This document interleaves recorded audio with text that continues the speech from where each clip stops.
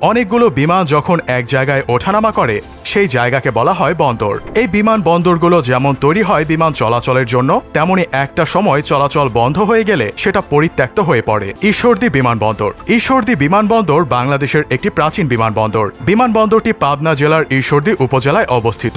বিমান বাংলাদেশ এয়ারলাইন্স 1996 সাল পর্যন্ত এই বিমানবন্দরে নিয়মিত ফ্লাইট পরিচালনা করত।